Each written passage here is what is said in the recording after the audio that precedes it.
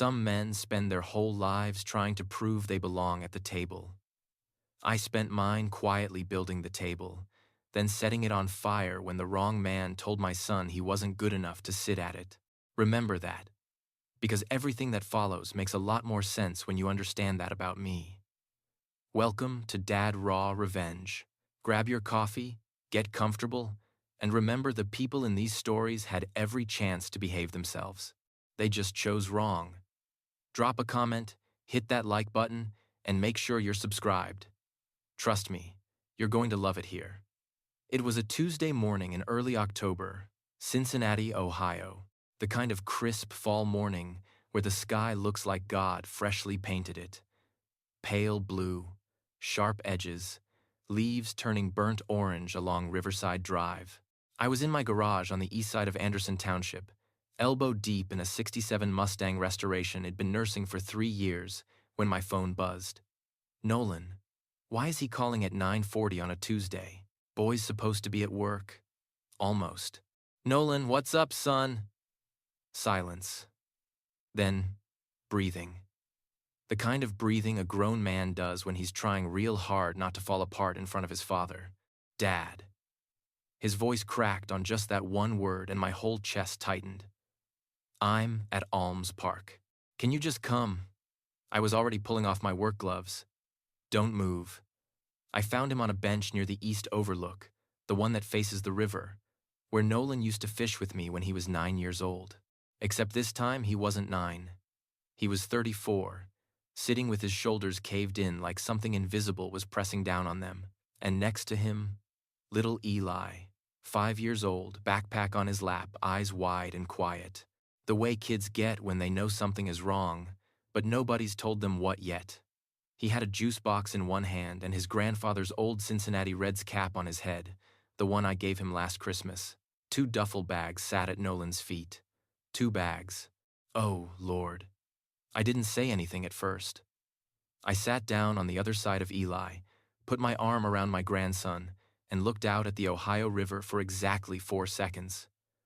Then, I looked at my son. Why aren't you at work? Nolan laughed. It wasn't a happy laugh. It was the kind that comes out when everything hurts so bad that laughing is the only thing left. I got fired, Dad. Fired, I repeated it flat. From Weston Flow Enterprises. Yeah. The job you've had for 6 years. Yeah. I nodded slowly. Okay. Okay, Cole, stay level. And the bags. He rubbed the back of his neck, wouldn't look at me directly. Benjamin came over last night. To the house, said he'd been talking to people at the company. Turns out he knows the regional director. He paused. Hez the one who made the call, Dad. He got me fired. The river kept moving. Leaves kept falling. Eli kept sipping his juice box, like the world wasn't quietly combusting around him. Benjamin Wilson, I said. Your father-in-law. My former father-in-law. Nolan's jaw tightened. Amelia filed papers this morning. I turned to look at him fully then. All of this happened since last night. He told her to. His voice dropped low, almost a whisper. He called her after he left our house and told her that if she stayed married to me, he was cutting her off completely. Said our bloodline, he stopped, swallowed. Said our bloodline wasn't worthy of the Wilson name. Bloodline. I sat with that word for a moment. Just let it sit there between us like something that had been dropped and nobody wanted to pick up. Dad. Nolan finally looked at me. His eyes were red. I don't know what I did. I gave that family everything. 6 years. I coached Benjamin's nephew's Little League team. I showed up to every Wilson family dinner. I fixed that man's back porch with my own hands.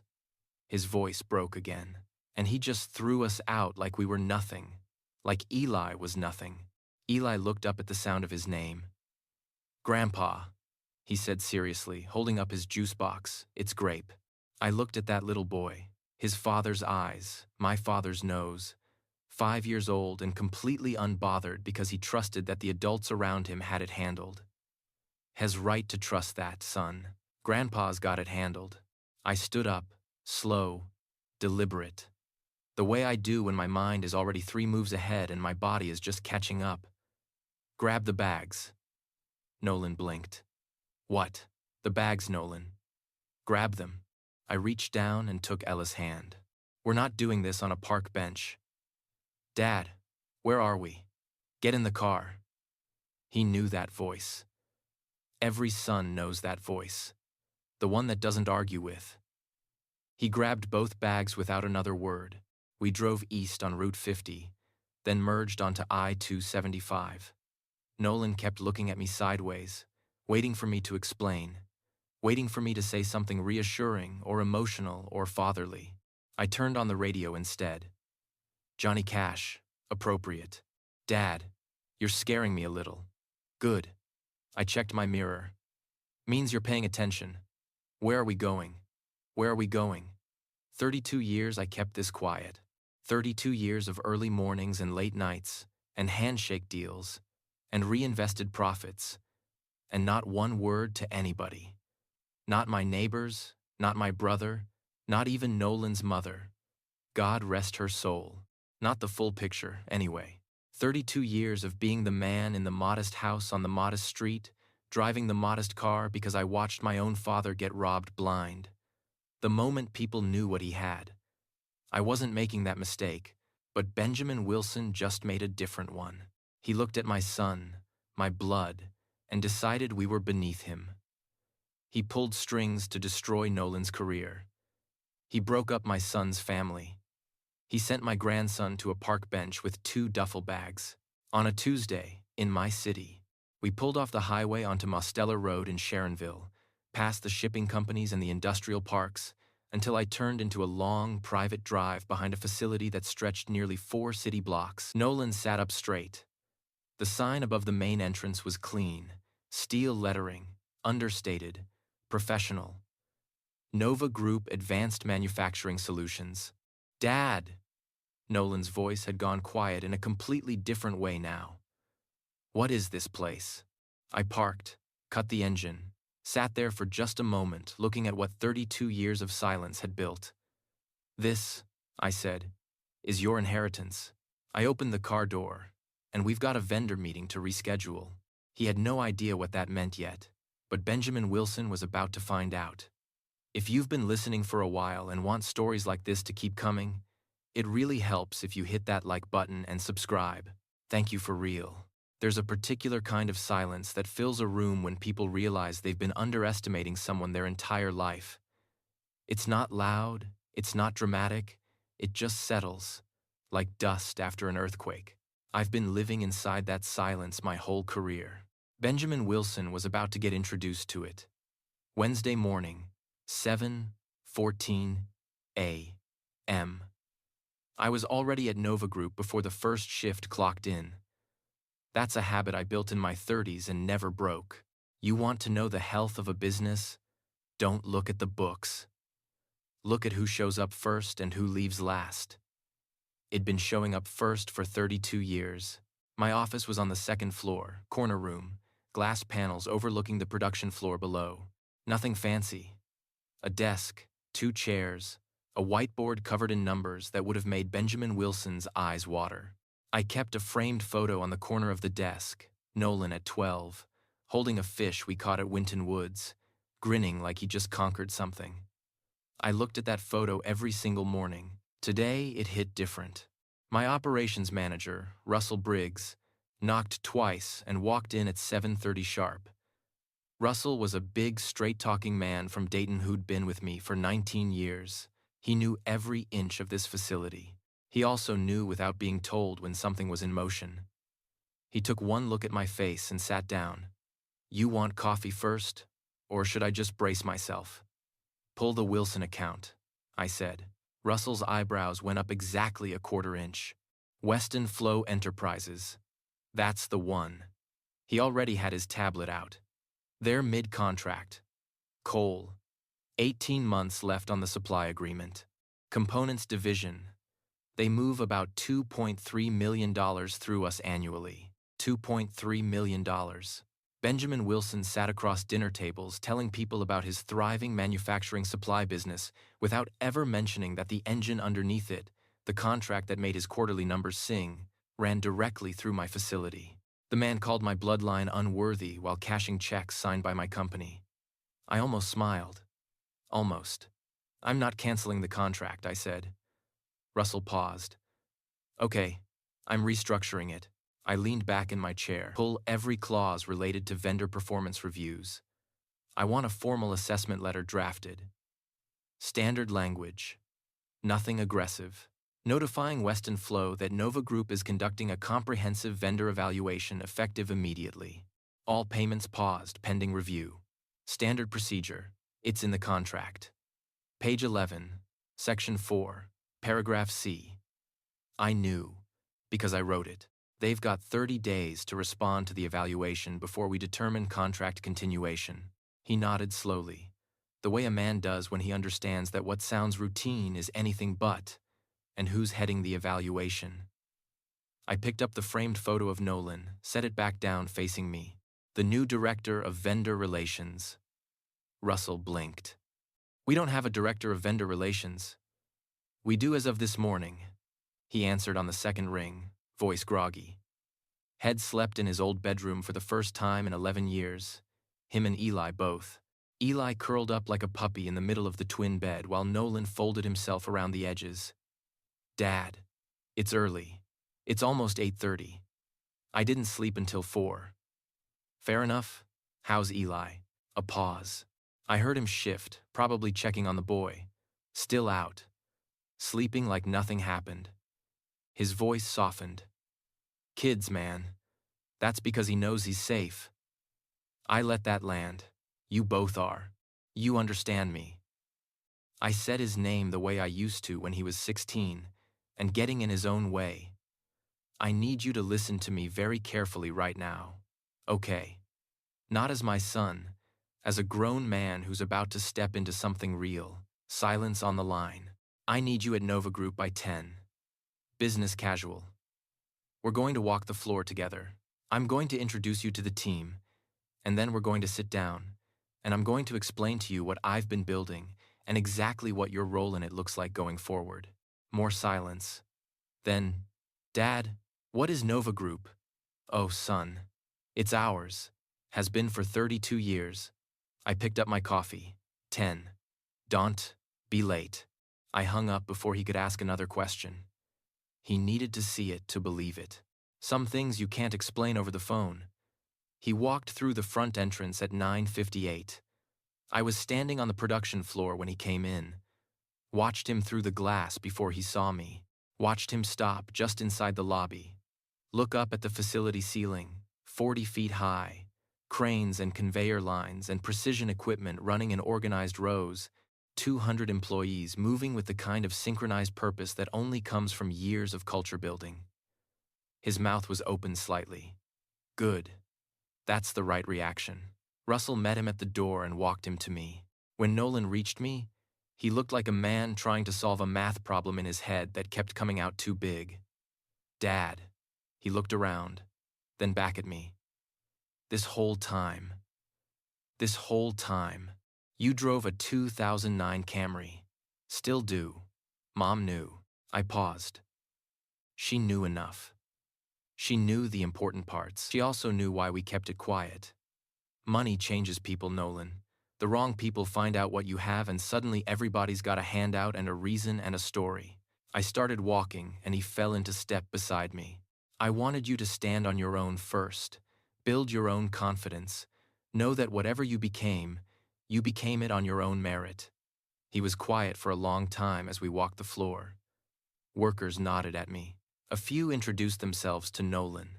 A woman named Carol from the components division shook his hand and said, "You look just like your daddy." We ended up in my office. I closed the door, poured us both coffee, and spread 3 folders across the desk. Financials, org structure, and the Weston Flow vendor file. Nolan picked up the last one. I watched his face as he read it. Watched the moment he registered the company name. Watched his jaw tighten. Weston Flow Enterprises, he said quietly. That's Benjamin's company. Has a vendor here. Has been for 9 years. You're telling me that while Benjamin Wilson was sitting at his dinner table calling us unworthy, he was making money through your company. The room was very quiet. Then Nolan said with a calm that honestly impressed me, "What's in the folder?" A vendor performance evaluation notice. Payments paused pending review. I slid it toward him. Standard procedure. And who's conducting the review? I slid the second document across. A formal offer letter. Director of Vendor Relations, Nova Group. Compensation package that would have made his old salary look like a rounding error. His hands were very still on the desk. "Dad, I've never done anything like this before." "You fixed Benjamin Wilson's back porch with your own hands," I said. "You coached his nephew's Little League team. You showed up to every dinner and every holiday and every family obligation with your whole chest."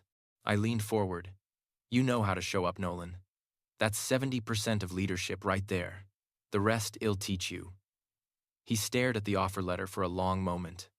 "Come on, son, pick it up." He picked it up. "When Benjamin gets that evaluation notice," he said slowly, "he's going to know something's wrong. He's going to make some calls." I agreed. "He's going to ask around, and eventually," I sat back, "he's going to figure out whose building he's been in for 9 years. Nolan looked at me. "And then what?" "Oh, that's the best part." "Then," I said, "he's going to have to call you." The silence that followed was the most satisfied silence it felt in 32 years of building something in the quiet. Nolan set the offer letter down, picked up a pen from my desk, signed it. Benjamin Wilson's evaluation notice went out at 4:47 p.m. that Wednesday. By Thursday morning, I had 3 missed calls from a number I didn't recognize. I recognized it. I let it go to voicemail every time. He wasn't ready to talk to me yet. He needed to talk to Nolan first, and Nolan, for the first time in 2 days, was sleeping just fine. Nolan was standing when Benjamin walked in. Not sitting behind the desk trying to look powerful. Standing, relaxed, jacket on, hands easy at his sides. The office was clean and quiet, afternoon light cutting through the Cincinnati gray outside the windows, the production floor humming at steady rhythm below like a heartbeat that had never once skipped. He looked, if I'm being completely honest, like a man who had been there his entire life. Benjamin stopped in the doorway. The silence lasted exactly 4 seconds. I counted from the hallway where I stood just out of view, close enough to hear everything, far enough to let my son have his room. "Nolan." Benjamin's voice was careful, measured, the voice of a man who'd walked into a room expecting one thing and was already quietly recalibrating. "Benjamin." Nolan gestured to the chair across the desk. "Thanks for coming in. Have a seat." In a room that Benjamin Wilson had been funding for 9 years without ever knowing whose name was on the deed. I heard the chair move, heard the stillness that followed, the particular stillness of 2 men who have shared family dinners and holiday tables and backyard conversations now sitting across from each other in a completely different kind of room. "I think there's been some misunderstanding," Benjamin started. Smooth, practiced, the tone of a man accustomed to reframing situations in his favor, about the evaluation notice. "We've been a loyal vendor to this company for nearly a decade, and I think if we just talk through the numbers, the relationship has always been mutually benefit." "There's no misunderstanding," Nolan said. "Not loud, not sharp, just final. Nova Group conducts regular vendor evaluations. It's standard procedure. It's in your contract." The briefest pause. Page 11, Section 4, Paragraph C. Silence settled over the room like fresh concrete. "Nolan." Benjamin's voice dropped a register, softer now, the involuntary softness of a man feeling the floor shift beneath him. "Look, I understand things between our families are complicated right now. I understand there are emotions involved, and I'm not dismissing that. But business is business, and I don't think we need to let personal matters cloud what has been a very productive professional." "You're right," Nolan said. "Business is business." Benjamin paused. Hadn't expected agreement, which is why I want to be completely professional about what happens next. I heard movement, the quiet slide of a folder across a desk surface. There it is. I've had our team prepare a revised vendor agreement, Nolan continued. New contract, restructured terms, fair pricing, realistic delivery benchmarks, standard performance clauses. Nothing punitive, nothing personal, heavier. Benjamin was reading. I could picture it. The man in the charcoal suit, silver hair, 9 years of comfortable assumptions, dissolving line by line as he worked through a document prepared by the son head, thrown out of his daughter's life 4 days ago. 4 days. Benjamin Wilson had turned our world upside down on a Monday night, and by Friday afternoon, his entire business lifeline was sitting in Nolan Edwards' hands in a building Cole Edwards owned. God has a sense of humor. He just doesn't always show his hand early. This is Benjamin started, stopped. These terms are reasonable. I know they are, Nolan said simply. I wrote them to be. More silence. Nolan. Benjamin's voice had changed again. Something underneath it now that hadn't been there when he walked in. Something older, quieter, like a man who'd been carrying something heavy for a long time and could feel his grip finally going. What I said about your family, about your... He stopped on the word, couldn't quite get it out the second time. I was wrong. I've been wrong about a lot of things for a long time, and I told myself it was principle. No, it's okay. I forgive you. I appreciate that. The honest response of a man who's been wounded and isn't pretending otherwise. The evaluation will run its course, Nolan continued. Whatever happens professionally, happens professionally. But Eli needs his grandfather, his mother's father. Whatever that relationship looks like going forward, that's between you and God and your daughter. My jaw tightened in the hallway. Not from anger, from recognition, because that's the most honest thing Benjamin Wilson had ever said in my presence, and he didn't even know I was there to hear it. Nolan let the words sit, didn't rush to fill the space, didn't offer cheap comfort or easy absolution. He let the man breathe inside his own truth for a moment, which, if you ask me, was more grace than Benjamin Wilson had earned, and more character than most men his son's age could have managed. I appreciate that, Nolan said finally. Steady, warm but not weak, genuinely. Then, but I need you to understand something, Benjamin. His voice was quiet now, the kind of quiet that commands a room better than volume ever could. Not as a vendor, not as your former son-in-law, as a man. I stopped breathing. My father built something extraordinary. 32 years, quietly, without asking anyone's permission or approval or validation. Another beat. He built it for our family, for our name, for Eli. I could hear the steadiness in every syllable. No tremor, no performance, just truth. You looked at us and saw a bloodline that wasn't worthy. You made a phone call that cost me my job. You pressured my wife into walking away from her marriage. The room was absolutely still, and somehow Nolan's voice stayed level, even as the weight of those words filled every corner of that office. Reviewing a contract that determines whether your company survives next quarter. Nobody moved. Nobody spoke. Then Nolan slid something else across the desk. A pen. My father taught me that real power doesn't humiliate. I closed my eyes in the hallway. It just makes things very, very clear. The silence that followed was the longest 8 seconds of my life. Then, the quiet, unmistakable scratch of a pen moving across paper. Benjamin Wilson signed the contract. Nolan signed it after him. Calm, deliberate. The way a man signs something head already decided. Nobody said another word about bloodlines. Nobody made a speech. Nobody twisted the knife or raised a voice or did anything that needed to be done because nothing needed to be done anymore. Everyone in that room knew who won. Nobody said it out loud. They didn't have to. I walked downstairs. Not into the meeting. I never went into the meeting. I walked out to the parking lot, stood next to my 2009 Camry, and looked up at the gray Cincinnati sky for a long, quiet moment. 32 years. Not one day of it was about revenge. Not really. It was about legacy, about building something so solid, so deep-rooted, that when the storm finally came for my family, it would have somewhere real to stand. I thought about my father pressing $8,000 into my hands with everything he had in his eyes. I thought about Nolan at 9 years old fishing at the river, grinning like head conquered the world. I thought about Eli in that Reds cap, serious as a judge, telling me his juice box was grape like it was the most important information I'd ever need. Bloodline.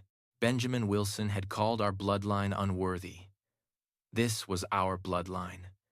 A grandfather who built in silence, a father who showed up without flinching, a grandson who didn't know yet what was being preserved for him, but would spend the rest of his life inside the proof of it. There is no amount of money, no corporate contract, no charcoal suit that measures that. I got in my car, turned on Johnny Cash, and drove home in my modest car from my company through my city, the same way I'd driven home for 32 years, quietly, completely, undefeated. If you enjoyed this story, join our community by hitting that like button and subscribing for more real, raw, and family-centered stories, and share this with someone. And as always, thank you for being a part of this community. I will see you on the next one.